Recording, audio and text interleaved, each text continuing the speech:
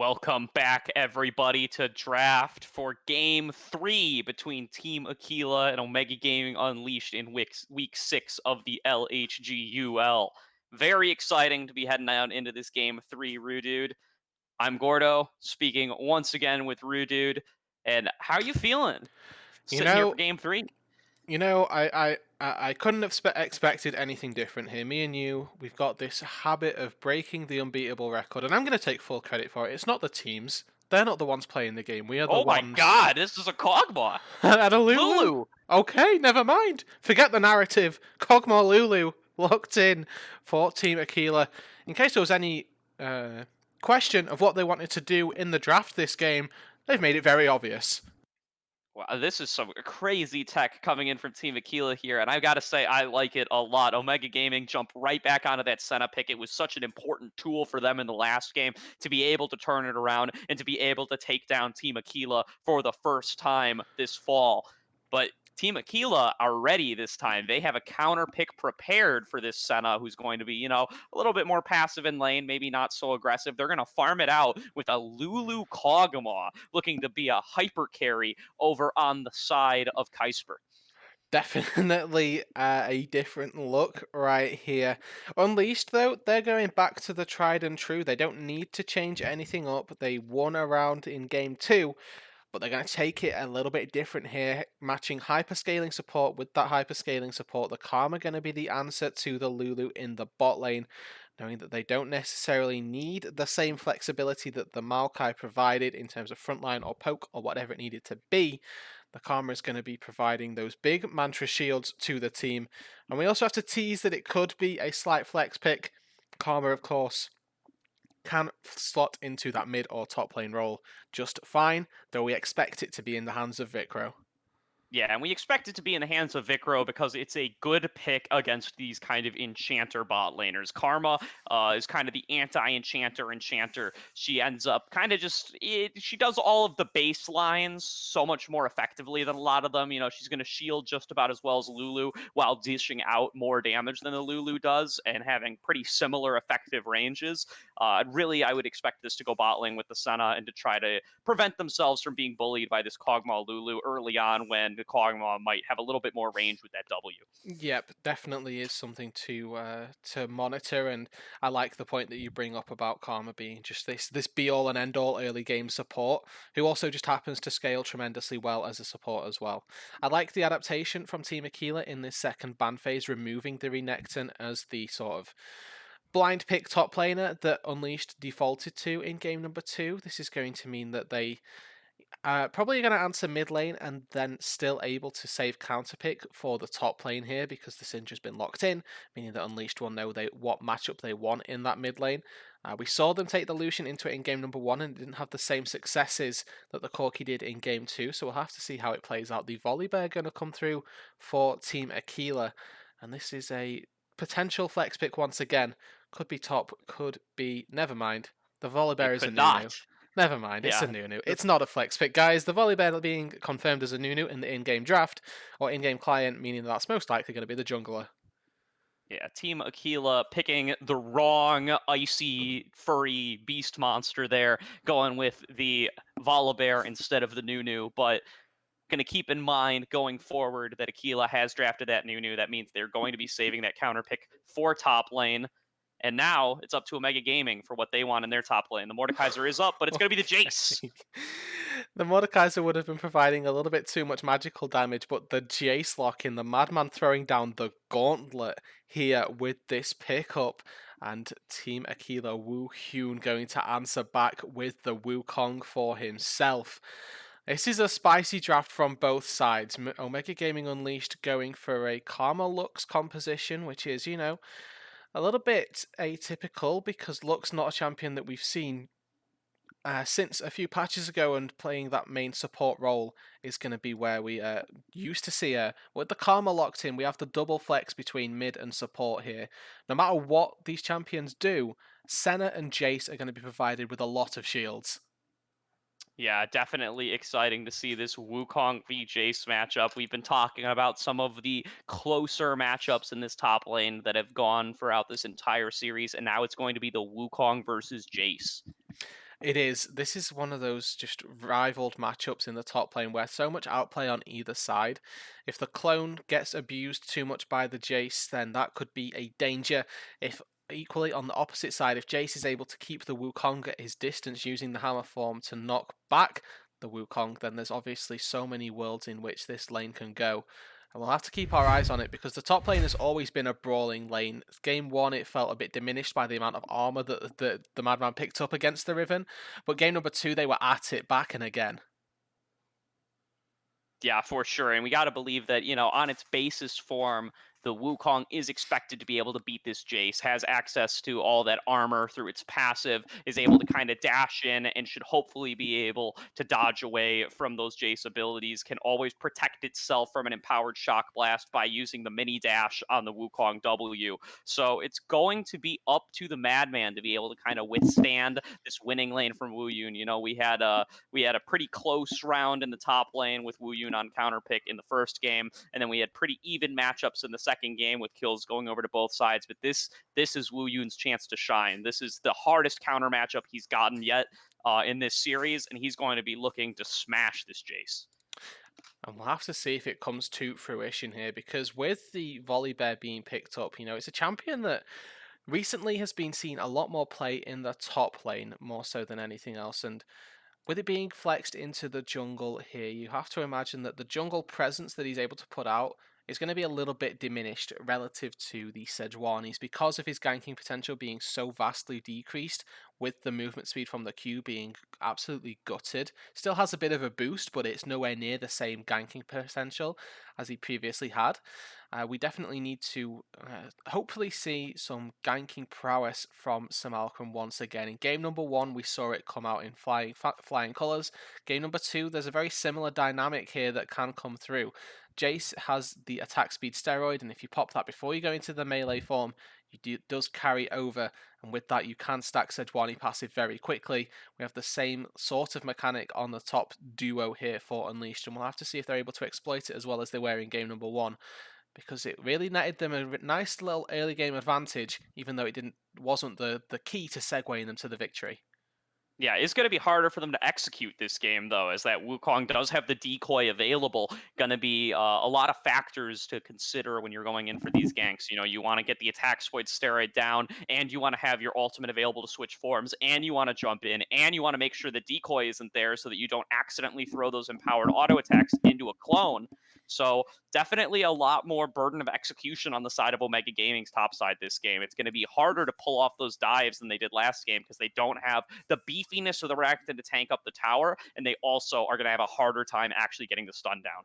They definitely are, and I love that you talk about ease of execution here because whenever you're picking a Lux as well, that just screams to me that you need to be so confident on this champion that you're able to hit your light bindings, especially in the mid lane here, because you are going to be building and skilling more importantly into those damage spells. And if they aren't hitting, then you just become a non-factor in these team fights. Yes, the shields will be nice, but we need to see consistent light bindings, consistent lucent singularities, catching out these immobile carries for Team Aquila. Yes, they're going to have the Lulu speeding up a target, but it's not going to be enough to, really mitigate all of the power of this Lux.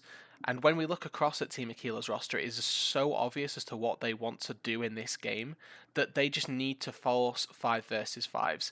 Get Cinderhulk Nunu, get the engage potential with that biggest snowball ever, and then just Lulu sits back, presses all of her buttons on the Cogmore, and watch Kaisper try and run rampant. Yeah, and definitely going to be a little bit of a switch of form from the side of Omega Gaming Unleashed. They were on the harder team fight comp last game. They had the big beefy front line. This game, they have much less front line to speak of outside the Sejuani because they have that Enchanter support, and as they have a heavier damage, less tanky top laner. They're instead going to be looking to be more of the poke comp this game with the short cooldown Karma and Lux ultimates, and with the Jace firing in those empowered shock blasts.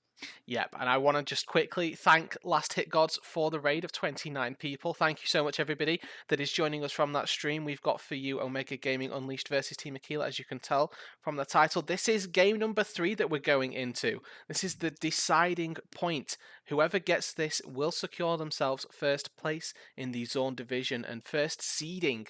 This is a very important one as we go into the game, and we'll be super happy to have you guys on board for it. Yeah, no, definitely going to be some exciting game three action here as we're loading into it. The first game going very handedly in Team Aquila's favor. You know, we were really expecting that this was going to be just another Team Aquila stomp and that they were going to be leaving this group stage at 12-0. But Omega Gaming has had other plans. They were able to turn it around last game, even though they had fallen behind early. They were able to step it back up, win those late game team fights, get the Dragon Soul, and win the game. But now we've seen a change up in style, a change up in the draft from both teams, both players on every side taking up some new champions as well as some familiar ones from earlier in the series. And now we're going to find out who the actual winner is. Going to take a short break here, load up into the game, get everything all synchronized for the stream, but we will be back as soon as we've loaded in. Don't go anywhere.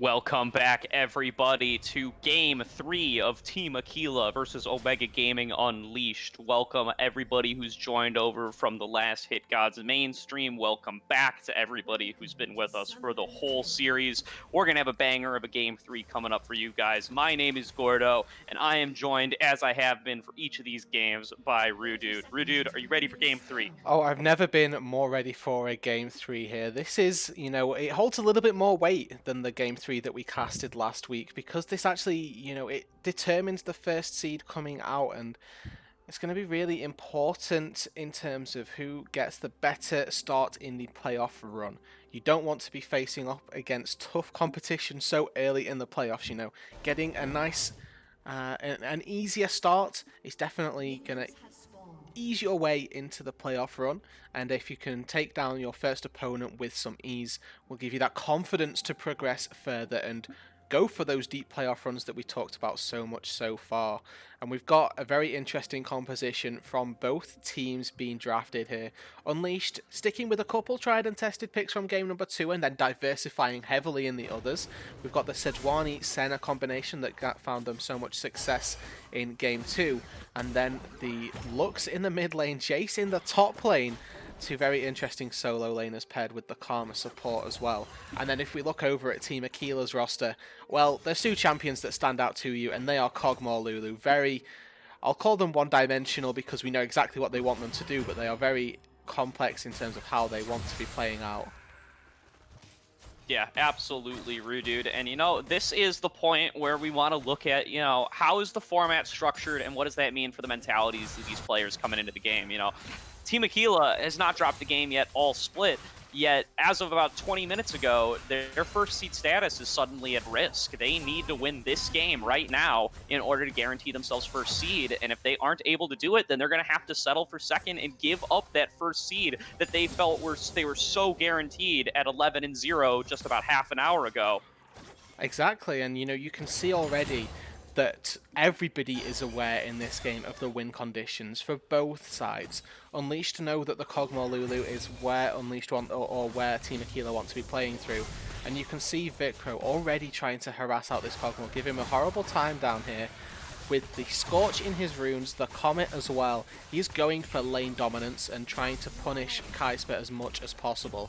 There, Comet, Scorch doing even more damage than, you know, just an Airy and maybe a Water Walking or something of that sort. This Aquila bot lane already feeling the pressure, getting pushed in a little bit, but still managing to keep quite close in the CS regard. Yeah, definitely some exciting picks coming in from the side of Team Aquila here that maybe we don't see as often in the competitive circuit. This Nunu going to be coming through with his snowballs, more interesting gank paths than we see maybe on a lot of the picks here. And he is coming up into the river to try to contest some Alchem here for this Scuttle Crab. Biggest snowball ever. Spotted out on the ward though, so LHGUL going to be unfortunately spotted out, gets rid of the ward as the accelerated shock blast comes on through. That is going to be advantage to Malcolm though in that instance. They both went for a 4-camp clear, and it's actually going to be the Sejuani who has the faster recall and faster reset down for the bot lane crab as well. So we'll have to see whether or not he decides to go for the quick double crab. He has priority in the mid lane, and we've seen it down in the bot side that the Karma Senna lane have had no issue trying to push in the Kog'Maw. And you can see, looking at the minimap here, Karma stepping up under the turret to try and interrupt the recall of the Kog'Maw is not going to be successful, but they are going to succeed in the double crabbing of LHGUL. Yeah, and that's definitely a victory you got to take on early. The Zydeco on this Nunu going to be very adept at taking some of these neutral objectives by using that consume. So being able to double scuttle him early on and keep him off of that, going to be very beneficial. Indeed. And we can see, look at this top lane, it's been the same throughout the entire series, and it's the same here once again. These two guys trading very heavily up against one another. Woohyun with the Doran shield versus the Jace is going to have a little bit more safety, a little bit more health regen in terms of keeping himself safe after poke comes through, and the corrupting potion on the Jace giving him all of the mana and health that he needs to be constantly trying to poke out this Wukong and try and counter out that Doran shield. Yeah, these top laners, you know, 3 games here going each way, and 3 games each on 3 different champions for these top laners, as they've just been competing in quite a variety of different matchups throughout this series. Some going in Woohyun's way, some trades going in Madman's way, and this Wukong versus Jace matchup is going to be the final one that decides where we go. It really is, and I really like the game 1 pick was actually so huge for me, and so huge in this series because Madman's fallback has always been Mordekaiser. If it's open, then he picks it. The fact that Woohyun picked the Riven and was able to stabilize it and pretty much remove the pick from the rest of the series is actually so huge in it. It's opened us up to seeing what else the Madman is capable of, because whenever the Mordekaiser is available, he just takes it, but this time around, not having that luxury means that he's forced onto some more different style champions, and he's you know, showing up on them as well to that end. Double push though in the bot lanes, or the bot and mid lane, means that LHGUL, as you mentioned, has that ability to go for the neutral objective. Yeah, Team Aquila going to pick this up here. And as you mentioned earlier, Madman being forced off that Mordekaiser pick, it's worth pointing out that that was more of an implicit than an explicit forcing. Mordekaiser was not banned this game. It's just the Madman no longer feels comfortable being able to pick it into these blind matchups when it was counterpicked with the Riven in the first game. So the Madman, instead, picking for the team comp, going for this blind Jace, even though it could be counterpicked by the Wukong, so that he can support his team in their poke composition. Exactly, and the important thing to remember about Jace is that typically he is such a lane bully, and you want to have a CS lead to even say that you're ahead in the game, right? If a laner is going even with you, then the laner that is not Jace is winning the matchup, because even though they might not have a gold advantage, the typical way in which they have the advantage is the fact that they're just more useful to you overall. Princeton, though. Princeton going to be landing his full combo on the Prism here, forcing him back. Could come through. And gotta watch out for biggest snowball ever here onto Princeton. Going to be landing that knockup, followed up by the snowballs, looking for this route here, but Smalcrum is here to back up Princeton. Going to be going in onto Zydeco here. Both parties just going to separate away in this mid lane, not wanting to mess with each other. Yeah, Smalcrum very tentative with the Arctic Assault there. Didn't want to dash in and just get blown up by Prism. Still has the ulti available.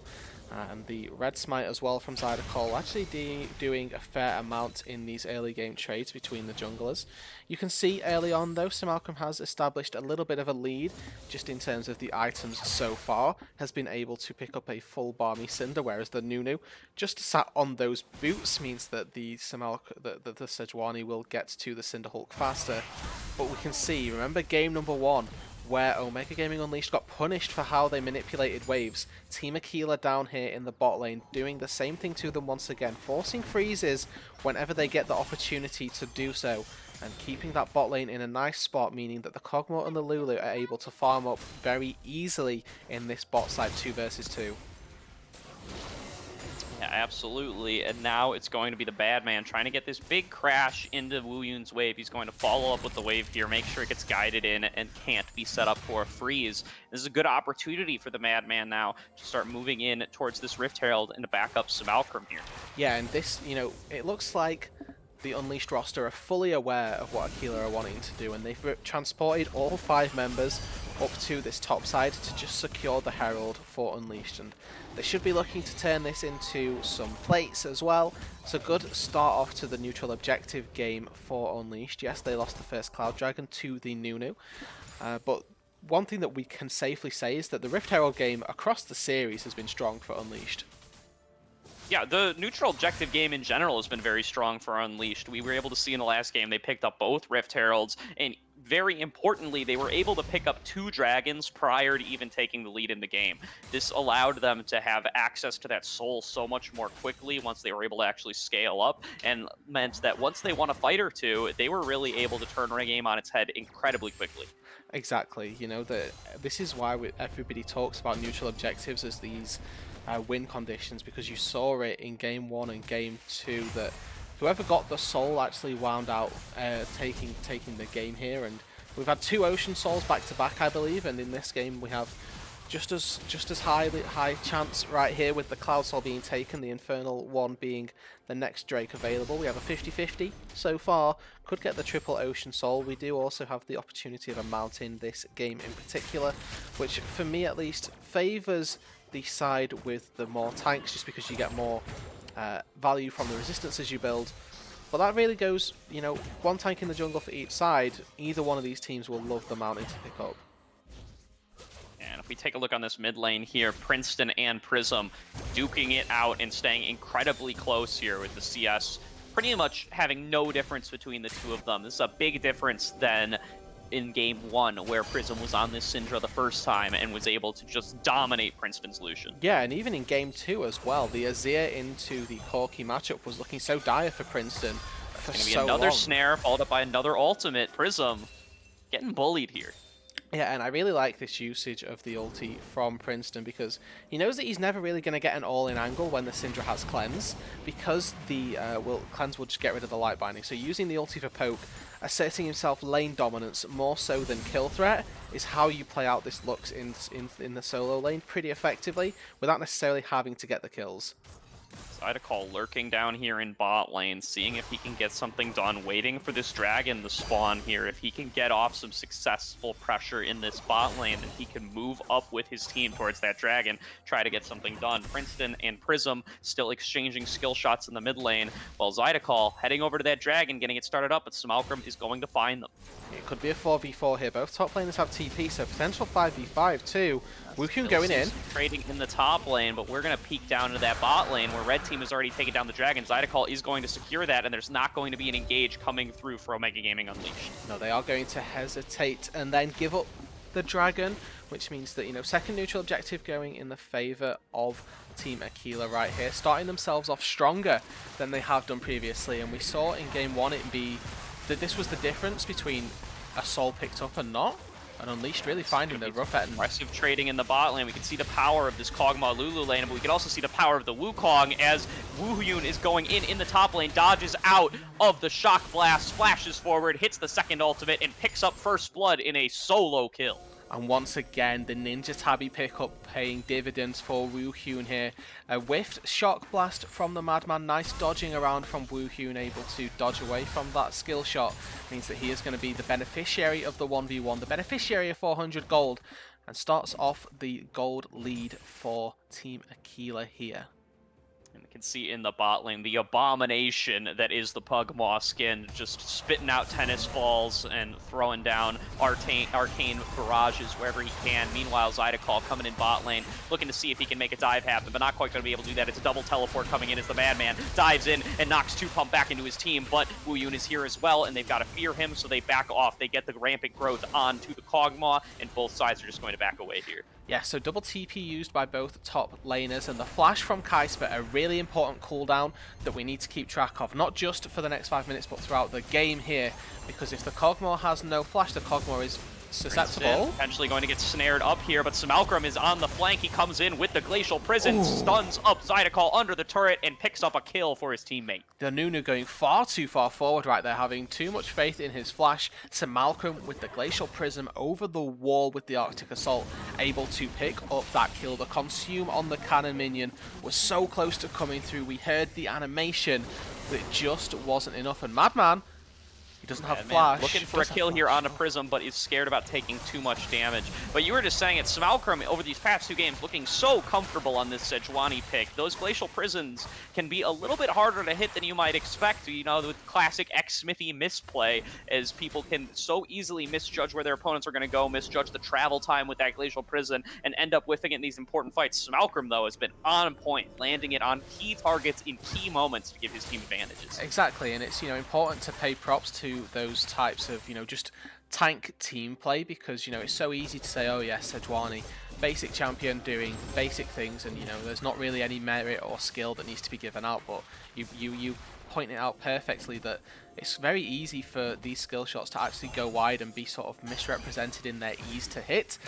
And Smalcrum, as you say, doing a very good job. The Madman now on this bot side, and he's going to have to face the duo that is Lulu Kog'Maw for the next couple of minutes. And that is mainly in part, mainly due to this Rift Herald respawning. We've not seen the bot lane of Team Aquila be willing to rotate as freely as they were in games 1 and 2. And Smalcrum and Zydecal going to have a little kerfuffle in the jungle, but nobody around. Yeah, neither has access to super huge amounts of damage. Going to be the stun coming back onto Smalcrum, followed up by the Arctic Assault. Meanwhile, the Madman is getting dived in the bot lane. Prism going to be looking to land the stun onto here. Madman trying his best to dodge it out wherever he can. Going to maybe go for the solo kill here. He gets it with the support of his teammate Adjustment, but Kaisper going to be able to pick up the kill on the other side. But this means that the Rift Herald can go over to the side of Omega Gaming Unleashed. Yeah, a really nice trade kill for the Madman on the bot side. Some really huge fancy feat, keeping himself safe. Dodge the Scatter of the Weak, dodge the follow-up of the skill shots, the W and the Q, both getting whiffed by Prism with the quick step backs from the Madman. And as you mentioned, that Dawning Shadow coming through in just enough time to enable the 1-for-1 trade. Where the Madman should have been caught out in a 1v3, he's able to pick up a solo kill versus the 3 members. And now with the Rift Herald going down, looks like first turret or second turret actually going to go the way of Unleashed. And all of that gold going to go in the pocket of Smalcrum. And that's going to unlock Princeton, which has very clearly been a goal of Omega Gaming Unleashed this entire game so far. Both Rift Heralds going into that mid lane so that they combined can clear away that turret, even though Prism has been doing such a good job of clearing away the minions. Now, with that mid turret down, Princeton is free to roam around the map and affect side lanes. He is, and this Lux has been doing such a good job at just neutralizing the Syndra pick, which we saw be so impactful in game number 1. Princeton has really been on top of the skill shots, on top of the pressure, and Drake spawning in a few minutes. Dragon, we got 5 members on each side. Wuyun a little bit of a ways out, but will be here within 10 seconds for when the Mountain Drake actually spawns. No third Ocean Soul in this series. It is going to be the Mountain Soul that these parties are contesting. Omega Gaming does not want to give up a third Dragon in a row, as doing so would put their opponents on Soul point. Scatter. Huge stun coming in out of the Madman as he's just going to get straight bursted out by the combination of this Lulu and Kog'Maw. Now Smalcrum is the next target, getting hit by that Bio Arcane Barrage as well as the Living Artillery. A huge stun from Prism over the wall, but he can't even see that he's done it. But the skill shot's still just going over blindly into the other side. Prism does not know where these targets are. He's just throwing the Qs over the wall, and it turns out he's forcing flashes while he might not even realize it. Now it's going to be a huge scatter of the week as another target is picked up. Prism flashes over, goes for the ultimate onto Princeton, but it's not going to be able to pick it up as the rest of the team is clearing out the Dragon. It's going to be Soul point for the side of Team Aquila. Yeah, and the poke war is won by Aquila. They also take out the Soul point. Adjustment Meanwhile, just going to be okay. Potentially getting stunned up, but he's going to just back off. Yeah, and that fight around the Dragon was so much, that was the pinnacle of execution-focused team fights right there. Unleashed had their shot at landing poke, and they missed. The Madman with the shock blast, Princeton's light binding, everything went wide. Aquila were able to dodge out. Then Prism lands a beautiful 2-man scatter. Woohyun on the flank with this Wukong was able to come in and take down the Madman before he was ever even able to turn into hammer form, and then they were able to just throw skill shots again and again over the wall. Prism on this Syndra has been landing too many scatters for Unleashed to contend with, and if this continues, the teamfights will continue to be in Aquila's favour. Yeah, absolutely there, Rudude. And Kaisper now on this scaling Kog'Maw pick, you know, he has a little bit more early game and mid game influence with the backup of that Lulu, but is still going to be so powerful coming into the late game, going to have that lethal tempo to break the attack speed cap, going to be building all this on-hit mega range damage from Kog'Maw. When he has Living Artillery active, when he has Bio Arcane Barrage rather active, Kaisper is going to be able to outrange Adjustment for quite a ways into this game, as he's still only at a few stacks. It's going to be a long time before he's able to catch up. Yeah, exactly. The important thing about Kog'Maw is the downtime in those abilities, right? Like the W is such a key part of Kog'Maw's kit that it sometimes feels like if that's not available, you just aren't a champion. And Prism. Prism going to be getting engaged on here by Smalcrum, but Smalcrum just going to be backing away here, but it's actually going to be the Glacial Prison coming in onto Prism himself, but LHGUL is here for the turnaround. Smalcrum now forced into his Zonia, is going to get stunned up, going to get taken down by Prism. Meanwhile, it's the Madman getting caught up onto by multiple members of the opposing team. Woohyun going to be able to pick him up as well. It's a 5v3 on the map in the favor of Team Aquila. Yeah, 2 flashes burned onto the Madman, but they're going to take that every day of the week as they keep now it's diving. The biggest snowball ever, along with the movement speed boost. LHGUL going for a ride here, but he's going to get stunned up a little bit too early, maybe bit off more than he can chew, but no, his teammate Woohyun going to be diving into the backside, trying to pick up as much knockups as he can, but he gets shut down by Vicro. Maybe a little bit of over-aggression from the side of Team Aquila, as Omega Gaming now have the opportunity they need. Prism going to get snared up over the side, but he's going to cleanse it immediately, just back away. Oh, and this game sitting on a knife's edge right with here. Another snare onto LHGUL. He's getting a little bit low here, going to get hit with that Mantra Q as well. TP from Madman. Madman now coming in from the side. He's going to pick up the mid laner here easily. Shut down over to the Madman onto Prism, who has now been taken down. And now it is a 3v5 on the map in the favor of Omega Gaming Unleashed. They've turned the tables here and are trying to push down the mid lane that already has the turret down. Unfortunately, no objectives available. Exactly. That was the point, that there are no objectives here for Unleashed, unfortunately. They sit here A-ramming, which is fine when you're trying to defend your tier 1, but you don't have a tier 1 to take back. They're going to try and push forward now for this second turret, but you have to imagine that the sheer presence of Woohyun will be enough to force them away here. 2 for 2 overall in a very extended play, and this game 3 is giving us absolutely everything here. Game 1, we had a snowball from Team Aquila. Game 2, after a quick throw around this 20-minute mark, it was Unleashed that were the very much dominant team. Game number 3, you don't feel like you can separate them. It is everything to play for, and this first seed is getting contested within an inch of its life. Yeah, absolutely, Rudude. I couldn't have said it better myself. And now, it's going to be this next dragon, this soul point, that's going to be a major factor for how the rest of this game goes. It's spawning up here in 1 minute, and Omega Gaming Unleashed cannot afford to give it up. This is the advantage they were able to gain for themselves in Game 2, which they actually won, where they were able to pick up 2 of the earlier Drakes, so they were able to delay the soul and give themselves time to scale up with their scaling team comp. Now, though, all 3 have been taken by Team Aquila, so it's now or it's never. Yeah, and Unleashed, they're doing their work trying to prioritize the vision around this Drake. 30 seconds available, and it looks like Unleashed have established river control. Still missing a few wards around the pit. We can see notably one atop of Adjustment and the Madman, and also another one in the crux between the top side of their lower jungle and the river. They're looking for the sweeper, and Unleashed don't know that they're going to have pretty much all the info in the world because of this lurking ward behind. I remember, everybody, if you don't see them but you know where they can't be, that is also information for you to use. 3 seconds, and Aquila dispersing from the pit. It looks like they're going to be quite content to give it up. I say that, biggest snowball ever being channeled, and this could be the engage. You don't want to fight versus Nunu in the Smite fight. Woohyun takes down the Madman for free here. That's Smite going to be channeled early. LHGUL still has the Consume available. Light Binding hits, and the poke from Princeton needs to come out. This is a 4v5 that Unleashed are trying to take right here. Living Artillery, one after another coming on down. Samalcrum doing his best, but he's low. He's going to get chunked out. The Light Binding only finds the support, and the flash forward from Kaisper means that Unleashed are going to get absolutely routed. The Mountain Soul goes to Team Aquila. 5 kills go their way as well, and that is going to be the fight firmly in their control.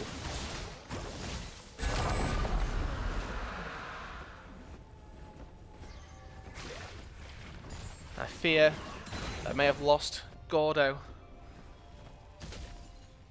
but that's all okay, because this game is delivering on absolutely everything right here. And team coming up in. Rudude, I got you. Hello. Welcome back. Thank you. I didn't know if that was me or you. I think it might have been me. Hope it was you, but it seems like we've resolved it now, and it's going to be Team Aquila picking up that Baron. Well, I don't know how that came through on stream, but I was play-by-play, and I assume you were as well. That'll be wonderful. Oh boy, I hope they didn't hear us both.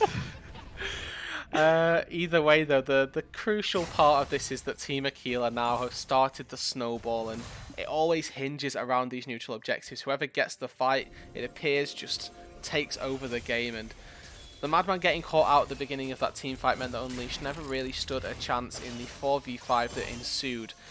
The really nice pickup from Woohyun to start off the engagement meant that they were able to take that fight very handily. They got themselves the Mountain Soul, they got themselves the Baron as well, and it means that for Unleashed, first seed now becomes a lot harder. Yes, they've managed to take away their undefeated record and given themselves a little bit of confidence that they can beat Team Aquila, but the Soul and the Baron, 2 very powerful buffs. It's going to be really difficult for Unleashed to come back from this.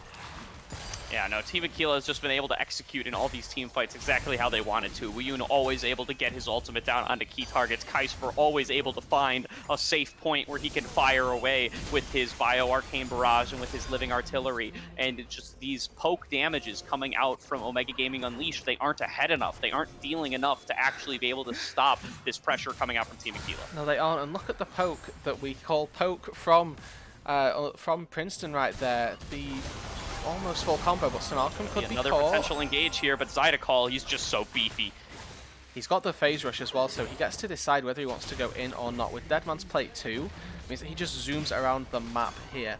And now we can see the turret demolition coming through. That's going to be the 3rd turret of this particular Baron going the way of Team Aquila. And the biggest snowball ever channeled into the bot lane, but LHGUL, recognizing he was alone, gets to walk it away. Yeah, and that is going to be the rest of the team grouping up around mid lane. You know, they're just trying to take this mid inner and trying to pressure the rest here as they have the Soul, they have the Baron, they have every tool that they would want to be able to continue pressuring out of this base, and they're just going to exchange poke with the opposing team, stand back here, empower their siege minion, and see what they can take. Yeah, Princeton doing his best to try and clear out this wave, and you have to remember there's probably about 30 seconds left on this Baron, so one extra wave will come through for Team Aquila, and that will be the end of this push. And Simalcrim, Alcrim getting stunned up here by that Scatter of the Weak, followed up by the Unleashed Power, but is able to survive it. yeah, that is the power of these double shielders, but Zydeco just going to go in for a dive. Yeah, Zydeco is so powerful here. He's so tanky with all of these Mountain Drakes and with all of his tank items. He can just walk forward as he pleases. Meanwhile, Wu Yun doing the exact same thing out of the Madman here in the 1v1. Pressure coming in from two different lanes on the side of Team Aquila as they continue to knock on these base's doors. Yeah, but look at the ulti from Princeton. It doesn't break through a Lulu shield at this point. This Lux is not doing the damage anymore. And now Unleashed are fearing for their base. Yeah, no, and it's going to be a flash forward from Zydeco, channeling that absolute zero onto as many targets as he can, but Princeton just going to be the only one hit and going to be chunked to half and is just going to walk away. But meanwhile, the rest of Team Aquila is just knocking on this bottom inhibitor, going to take it down, first inhib of the game, as they back off and take their victory. Yeah, and with that, the Baron spawning in 2.5 minutes means that there's going to be 2.5 minutes where this inhibitor is down and Baron is a threat. The bot side of the map going to be a lot more exposed for Omega Gaming Unleashed, and that means that them targeting neutral objectives on the opposite side is going to become a lot more difficult. Madman has TP, it's something that we noted in Game 2, that you can send members down to the opposite side with that teleport available. But it's not going to be easy for Unleashed by any means. They've still got to contend with this Mountain Soul for the rest of the game here. And Princeton just in this mid lane picked up the Dark Seal, has 0 stacks, and Liandry's on a Lux is one of these pickups where Lux just wants flat AP. I feel like the burn damage from a Lux isn't necessarily as felt or as noticeable because you aren't dealing the consistent damage. The Lux more known for her one-shot capabilities or the burst damage that she puts out, not so much the consistent DPS. Yeah, no, is something that you could always trigger the double damage on the burn because the E slows and the Q snares, but yes, like you said, not going to be these pure AP values that are going to be needed to actually burst somebody out. They're going to have to synchronize that poke damage with the Jace and with maybe even the Karma or the Senna at this point, as they've just been so reduced in the amount of damage they can deal. They're down 7+ gold in this game. They're at such a disadvantage. Yeah, and Simalcrim forced over the Elder Drake. Vicro might be getting caught out here. Zydeco just running at him, but he's going to back away here. With the addition of that Dead Man's Plate, this Nunu is so fast, but the Madman is getting flanked on by Wu Yun here. Yeah, checking out back in mid lane, or in bot lane rather, as we're going to see this Elder Drake spawning up soon, but Wu Yun still just chasing down onto the Madman. There is no turret here to make you safe, the Madman. You're going to be knocked up by the Wukong ultimate, followed up by the second one, and he's going to flash away just in time, but it's met with a flash of his own, going to be picked up by Wu Yun. Now, it is a 4v5 on the map, but a 4v4 in the bot lane, as the Absolute Zero just chunking through everybody. Kaisper can just melt through this team. He picks up a double kill on his own. Now Vicro likely going to get picked up by the opposing mid laner. Zydeco going to come in with the biggest snowball ever, trying to pick him up as well. Wu Yun just soloing out the base. The GGs are already coming out, and one game is a fluke, but 2 games is a win for the side of Team Aquila, as they're going to finish up beating up Team Omega Gaming Unleashed, going to get the double kill on the side of Wu Yun. And it might not be as close as Game 2, but that's exactly how Team Aquila likes it. They're going to take first seed in the group coming into playoffs. Omega Gaming Unleashed will settle for second. And a back and forth series ends just as this game ends just as every other game did, with a firm, dominant victory in the end. And it took up to about 20 minutes, but in the end, it was very clear who the dominant team was. Team Aquila, they come on through and they secure themselves first seed, proving that they earned their spot, proving that they were the undisputed best team in the group stage. And they're going to go through as very strong contenders in the rest of the LHG series. Unleashed, though, taking a game off of these guys is something to be valued in itself. Yeah, that felt angry from the side of Team Aquila. You know, Adjustment and Vicro have been such a firm and solid bot lane for the side of Omega Gaming Unleashed in this series so far. But coming into game three, after being dealt their first loss, Kysper and Two Pump bust out the Kog'Maw and Lulu and just dominate that lane. They've been such an important factor in this game. And Wu Yun, as he has for most of this game, just able to get the best of the Madman, or most of this series rather, able to get the best of the Madman, able to continue to create a lead for his team and for himself. Exactly, and Kaisper sparing, absolutely no flashes in particular. The flashes around Drake Pit were so huge. He's just flashing forward consistently, all the time, going for these picks, going for the plays with the Kog'Maw at his side. There was never really a fight to be had. Unleashed didn't have the consistent damage to go through the Kog'Maw with all of the lifesteal, all of the shielding that the Lulu was providing was just never enough to take the fights, and a convincing game number 3 overall from Team Aquila. Yeah, and if you're anybody else in this entire league right now, you got to be at least a little bit concerned about Team Aquila coming into these playoffs. It was one thing when they were dominating the whole league and we're already at 10-0, but now after we've seen them lose one game, they just come on out with an entirely new comp that we haven't seen before. These new pocket picks in the bot lane with the assistance of this new jungle, and they are able to slam the second place team in the group with it. They really were. It became not even close in the later stages, unfortunately. And I agree with you that Team Aquila definitely looking like a strong threat coming into this playoff run here. As for Unleashed, though, they show signs of greatness. Essentially, they're able to take a game off of this Team Aquila roster, who we've said are going to be an absolute triumph in this tournament. And if anybody can take them down, then more power to them. We don't will have to remember that Unleashed, if they can take a game off of them once, then there's the potential for them to do it again as we get into the later playoff stages. Because whilst it appeared fairly close in the early game, the late game decision making may be needing to be a little bit altered. Yeah, no shame on the side of Omega Gaming Unleashed here. They were 2-0 the first time they met, able to make it a 2-1 in their rematch, and now they both head into playoffs on opposite sides of the bracket. See what they're able to accomplish. With that established, that is going to be all that we have to stream for you guys tonight. We will be back on Thursday with the LHGPL playoffs, I believe. We'll see Omega Gaming Syndicate over there. That's all I have today, Rudude. Unless you have anything else to say, that is going to be the end of the night. Yeah, we're going to end it there, guys. Thanks everybody for watching. Thanks LHG for the raid earlier as well. And make sure that you guys are watching on Thursday. As Gordo rightly mentioned, we've got Syndicate in the playoffs. Going to be a fun and interesting series to catch up there. So you don't want to miss out, guys. This will be the end here. Thank you once again. And we will catch you guys on Thursday. Good night.